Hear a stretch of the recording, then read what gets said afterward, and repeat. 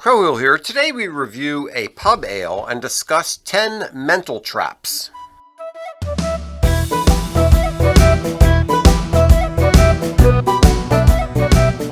Hey, good to see you. Crowhill and Longinus. Goodness, Longinus is here.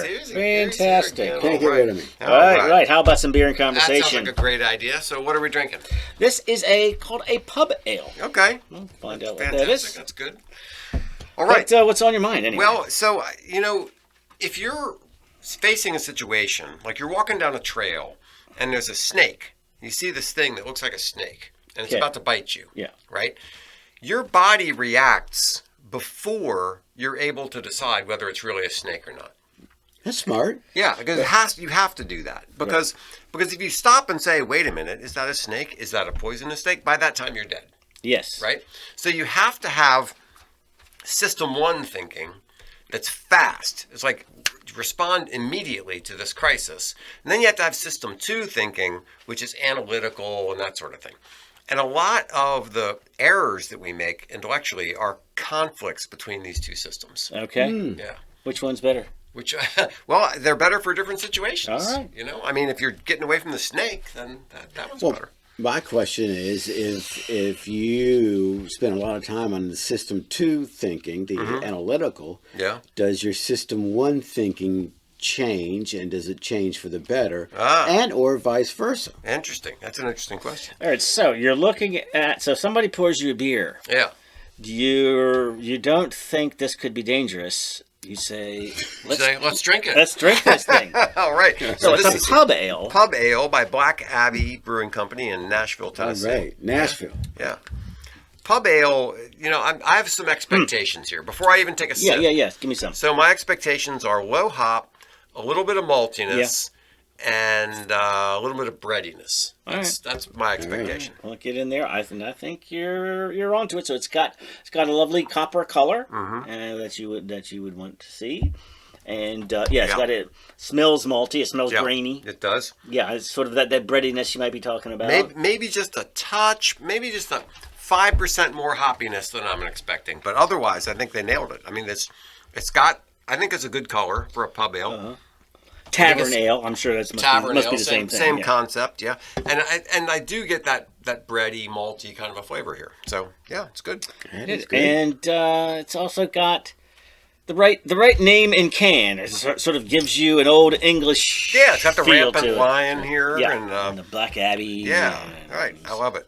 Well, Nashville is just a great town. I went to visit it this summer, and it was just I had a ball. Yeah, I bet you did. I was only there a couple of times, but I like the town. Yeah, fun. So there's type 1 thinking. Like is that rustling sound in the bush? A lion that's about to kill me. Right. Or you see this in horror films. Like if the person who says, "Oh, it's probably just the wind." Yeah, that guy's going to die. They're the ones who's dead. Right. So, and if you can be wrong, 1,000 times. Yes. You're like, it actually is the wind. Yes. But it's good to have the impulse. Yes. That's danger. Yeah. Because that keeps you alive. It's better when you hear something that sounds like gunfire. It's better to duck. Even if it's not gunfire. I don't know. I thought it over, and I thought maybe it was a car backfiring. It was a car backfiring, but that's a terrible reaction. That's right. Yeah. So there are certain times when it's really better to just react based on some instinctual impulse. And isn't it like your action-packed characters in the novels? They're the ones that really hone in on that, and their number one thinking is more right than wrong. Yeah. Or that seems to be always what's out there. Well, that's an interesting. Well, there's an idea idea. what they'll do sometimes is, situation. Then you see the man's thought process, and he's scanning the room. Boom, picking out. Yeah. Okay, couldn't be him. I see the faucet is dripping. That's, you know what I mean? Yeah. Which presumes that we're doing all that much processing, rather than reacting first and processing later. Right. Yeah. Right. I think it's probably not the way that the movie portrays it, how the mind works. Right. Those characters are like, I got a gut feeling, and then all of a sudden that analytical piece kicks in and says, "Oh, that's why I'm having this gut feeling." Right. Yeah. But you're saying that those two aren't really good partners. Well, so I like what you're saying there about I have a gut feeling, and then later on understand why. Because to me, that's a really important aspect of what goes on with a lot of these things. Is your unconscious mind also knows things, and that's what's giving you this bad gut feeling.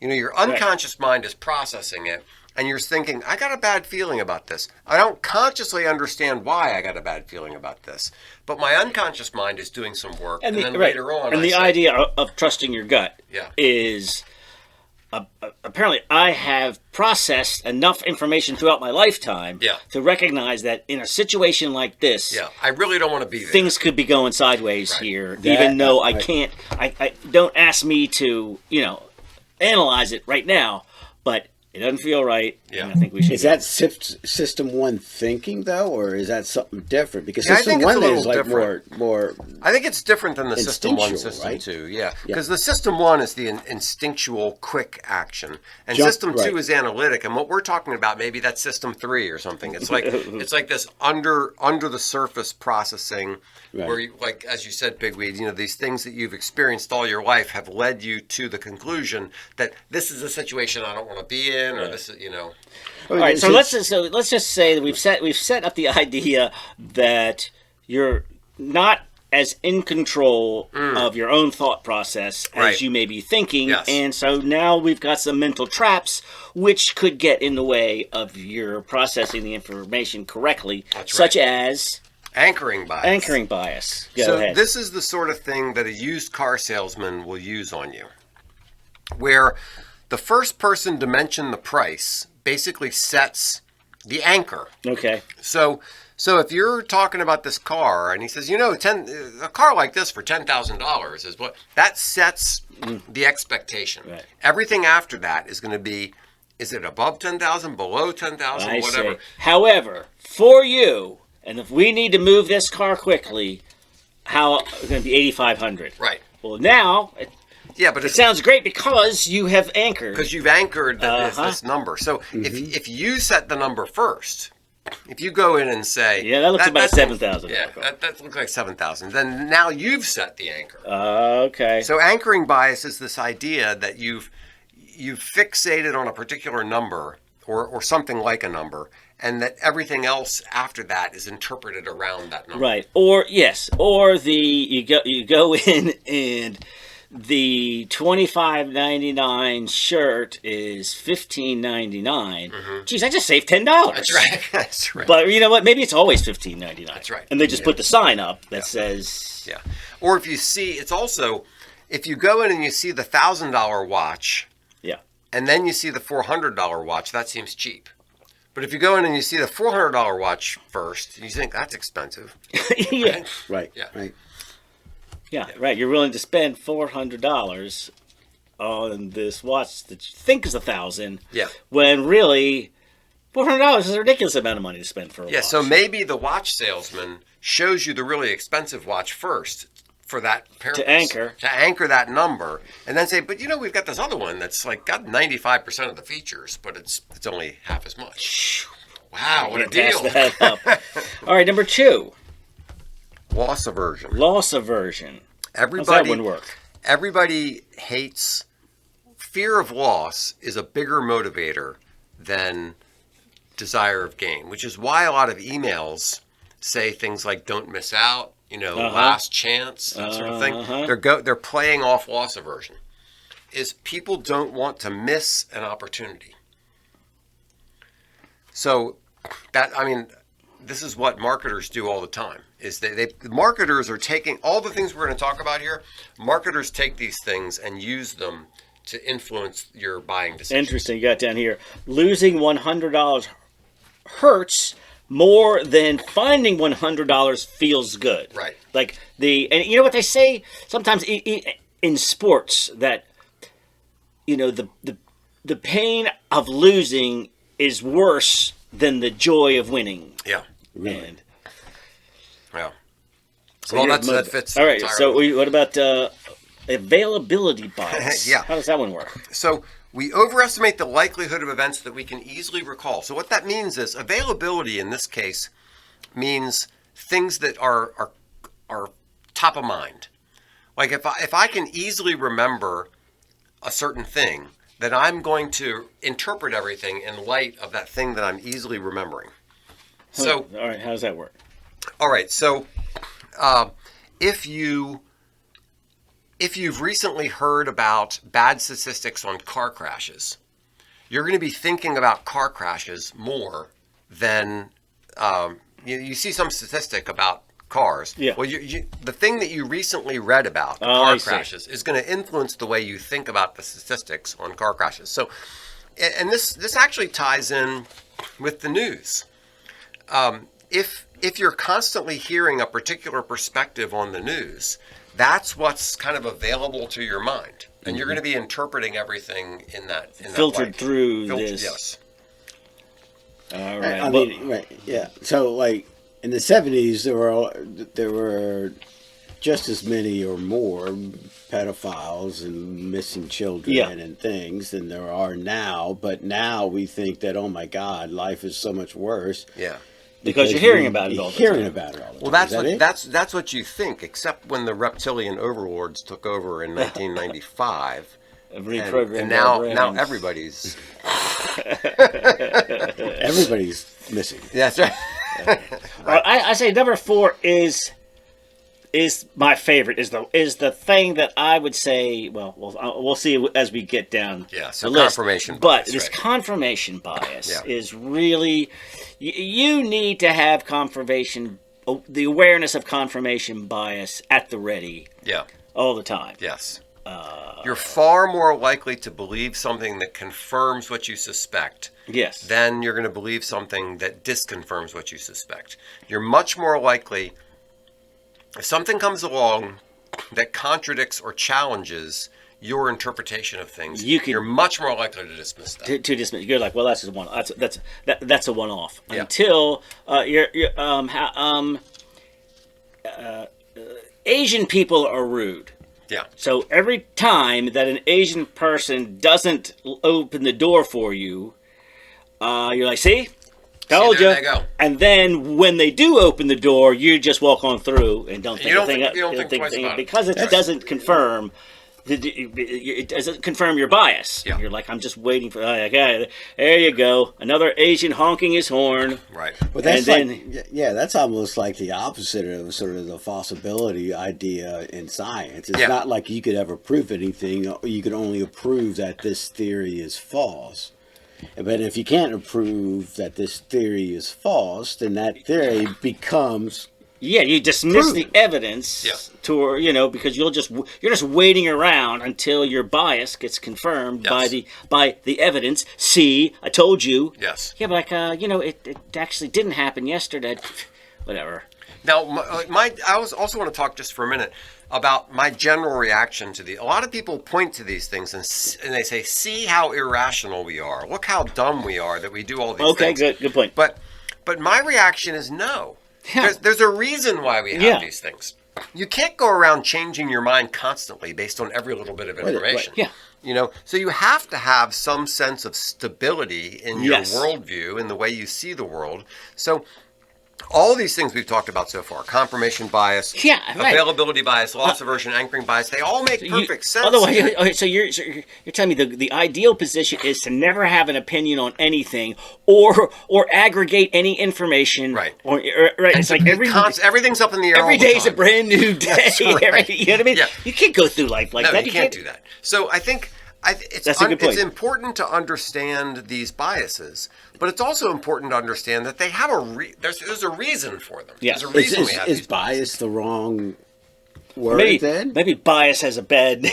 It has a negative connotation, right? Yeah, it does. And I mean, all of these things has their pros and cons, right? Because I want to be able to, going back to the slow and fast thinking, I want to be able to jump back, without thinking about it when the rattlesnake's in the front of it. That's right. You know what? It's like bias is like discriminating. Yeah. It's like when you hear the word discriminating, You think that's bad. automatically that's negative. bad, right, Like, no. I mean, I'm distinguishing between Yes, that's right, things. that's right. Sure. Everything's not the same. I'm discriminating in this. No, well, so you're discriminating. So you're a discriminator. Yes. Right. But Well, I think I'm just bias being is kind of- biased. Thank you. Planning fallacy. Yeah, so the planning fallacy is everybody thinks something will take less time than it will actually take. Oh, Oh, I believe gosh, that. that I mean, is pretty Especially, good, though. especially if it's your wife getting ready to go out. Oh Lord. Oh no, I got over that a long time ago. But when I would go out and estimate and give estimates for painting jobs and small Right. construction jobs, I would. What I finally started doing was I said, okay, I'm going to think it's going to take me 28 hours. So I'm going to tell the person it's going to take me 56 hours. And the 56 hours was probably still a little bit less, but Yeah, I don't know if I'm trying to win. If secretly I'm winning, trying to win my boss's favor when they say, "How long is this going to take?" And I know he wants to hear a short number, so I lean towards a short number. Well, you're setting yourself up to failure, disappoint, right, yeah. And it's probably you're not helping anything, Right, yeah. right Well, here. part of- but your Underpromise, tendency, overdeliver. but I mean, really, I believe it. I'm like, all right, that's like 2 hours. But at most. but part of the problem is when you're planning ahead, you're thinking how long is it going to take to do this? You're not including in that estimate the fact that somebody spilled coffee on your shoe, that you got a phone call, that something weird, like all the things that mess up and slow down a project, you're not including those. You're thinking of ideal situations. If I'm sitting at my computer, undistracted, and I can focus on this completely, Yep, I can finish it in 2 hours. Right. Well, that might be true, but brew days should That's take not- like 3 hours. yeah, but it just doesn't work take out five that and a way. half. Because I got to go to the bathroom. Because like by the time Yeah. because I think of like the mashing is an hour, the boiling is an Yeah. hour. Yeah, but there's the cleaning up, and Exactly. you got to put the equipment away. And it You takes know, time to bring it to a boil. And And you- yes, right, yes. yeah, there's all these things that you and don't yes, account the 5 beers. Right. talk to somebody. So how long is it going to take me to get to your house? And everybody probably thinks about getting from A to B on the road In ideal conditions, non-traffic jam, yes. in ideal conditions. All right, well, that's a good one. Yes, hindsight bias. Yeah, I can feel it. Go ahead. can you? I can't really feel it as well because I don't think I have hindsight bias as much. But I guess what it is you have this nagging suspicion about something. And then when it happens, you say, oh, yeah, I knew it. But the fact of the matter is you had 100 nagging suspicions, and those things didn't happen. Yes. So when one yes. of them does happen, you say, aha, see, I don't trust myself to have hindsight bias. Right. yeah. I would be like, I don't know. No, well, I think about it differently. I think of it as once all the evidence has come out about how this thing occurred, Yeah. you're like, well, what else was going to happen? Yes. I mean, how could you boneheads Okay. not have seen? Yeah. With this example right. here, the crash of 2008. You didn't see this, and this. Yeah, Everything yeah, was yeah. all lined up. Well, it's the saying, what a 20/20 hindsight. Yeah. Right. Yeah. So yes, there is that once something happens, all of a sudden things start to connect in a way that they hadn't connected before. Right. So Or you see a police investigation after they've caught the guy and the motive and everything. I think like why were you looking at these 10 guys? Yeah. It was obviously that guy, yes. right? It's like, well, but when you're just looking at the world of a crime scene. Yeah, it's not obvious It's yet. not, but when it's done, it's like, oh God, these cops are so stupid. It was clear, right? Yes. It was clearly Jim the janitor, if you get paid any attention. Yeah. It's easy to say that it was obvious later on. So framing effect is an interesting one. It's sort of like anchoring bias. That the way you say something Yeah. influences. If you say something is 90% fat-free, or if you say it contains 10% fat, well, 90% Yes. fat-free sounds like a good thing. Yes. Contains 10%. 10%. Why is that 10% Why are you fat? That's sticking a a lot lot of of That fat. sounds good. Yeah. Right. I see. So how you frame the discussion sort of already points people in a particular direction. Yeah. And once again, these are all things that if you read any marketing book, they use these things in figuring out how to help somebody think that they're making a better decision by buying your product, by framing it a certain way and all that sort of thing. My dad. All right, number eight number 8 is a toughie. Right? Because go ahead. Yeah, it is tough because the sunk cost fallacy is basically, I've been investing in this thing for 10 years. I'm going to keep on doing it because otherwise, then it's a lot. You're admitting a loss. Yeah. Otherwise, all that time I spent investing in the past, that was wasted. Yes. But that's not the way. The way to evaluate it is what's the right decision right now. Yes. Not what I've done in the past. Oh, my dad was Mr. Sunk Cost. Is that right? Yeah. I mean, it's funny. Like all of his investments were, he had investments that he hung on to because my mom liked them. Right. Right. Some romantic. A little bit different, but Yeah, I think the classic example, the place where most people run into the sunk cost fallacy, is you've got an old car, and it breaks. You take it to the shop, and you spend $3,000 to get it fixed. Yes. And then there's another problem that's going to cost another $2,000 to get it fixed. And rather than saying, is this car the way it is right now worth paying $2 to get it fixed? So it was worth $5,000. Now you put in $3,000. So now you got an $8,000 car. So now you got another $2,000 investment. Are you going to get a $10,000 car? Right, is probably the right way to. The right way to evaluate it is okay. Forgetting everything that came before, is it worth $2,000 to fix this thing now? Right. Yeah. Because otherwise I've lost the $3,000. Yeah, but you're about to lose the $5,000 if this doesn't work out right. That's fascinating. But that's a tough one. Yeah, it's a tough one to avoid. That makes a lot of sense when you're talking about sort of individual lives and individual decisions that aren't really tied to anything. But if you're talking about creating government policy, if you're talking about scientific experiments, 100%. if you're talking about history, invading a country, it's very different. I mean, right. Before you invade a country, wouldn't you want to know all the history that could come into it to make a better decision? So it's fascinating to see that because because cutting your losses means that we made the wrong decision to go into this country and saying, you know what, that was probably a bad idea, let's just get out. Well, no, because now you're admitting you made a bad decision, and in your sunk cost mind, you're like, or even if it's not in your mind, because from a political perspective, yes.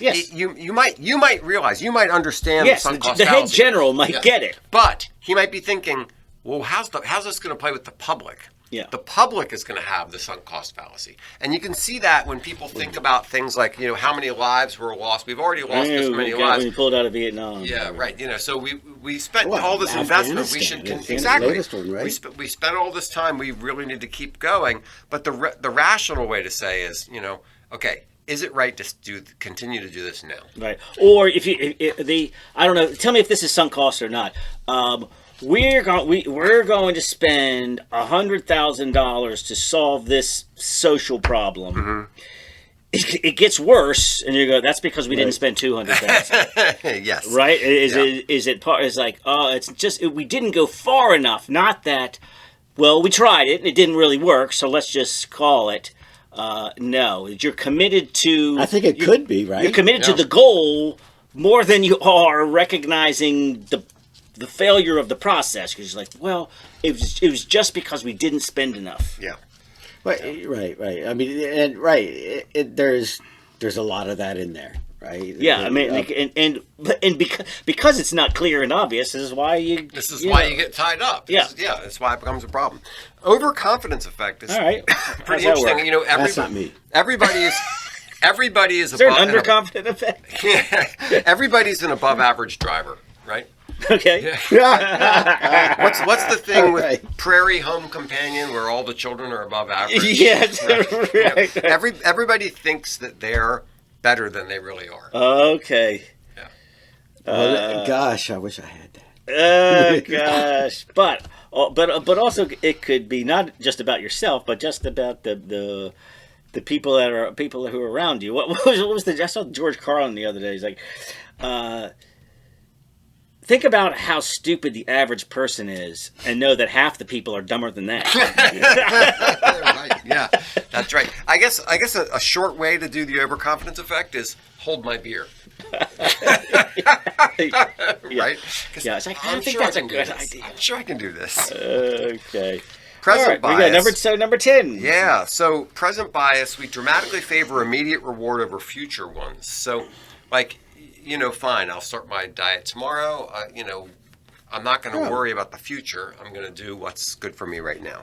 Does that change as you get older? That's an interesting question. There is that so-called marshmallow study. You know what I'm talking about? No. Where they take a bunch of kids and they say, I'll give you one marshmallow now. And if you eat it now, that's fine. But if you wait 5 minutes, I'll give you 2 marshmallows. Mm-hmm. And supposedly, according to these studies, and let me say another word about that the kids who waited to get the 2 marshmallows did better later in life. Yeah. That was the original marshmallow study. Yeah. There's been a lot of doubt cast on that study about the methodology and everything else about it. But I would say in general, without that study, the idea of you can look at a culture that respects deferred gratification. Yes. That and well, this is going to be a future show. Winter cultures have to learn how to save for the winter, while tropical cultures who just have to pick things off the tree, they don't have to do that. You don't get flourishing in science and everything from those cultures because they don't develop this deferred gratification. Southern hemisphere kind of I got a couple. Go ahead. I was going to say, I would say with the present bias, I would say that I'm going to be 60 in a few months. And hell yeah, I got present bias because I don't got a goddamn future. Yes, well that's yes, the old. Where do you want to be in 10 years? Alive, right? Yeah. So, how about this idea? It's not necessarily one of these biases, but just in terms of processing information. Yeah. We like to think. I got 2 ideas. First one is you like to think that you come to your decision because of careful analysis. Right. Like you've taken all the information. The reason I think this is because I've analyzed. When probably most of you come to the conclusion or your decision rather quickly. And more of your brain power is used to justify the decision.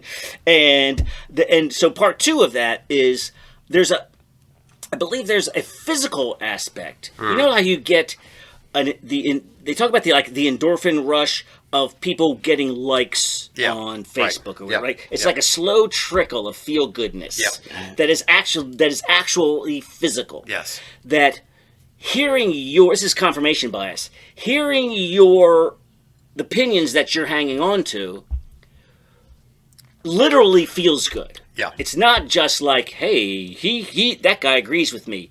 It's further than that. Yeah. That there's a physical reaction to hearing your opinions being confirmed. Yes. Which is why it makes it even easier to dismiss opinions that make you feel bad. Right.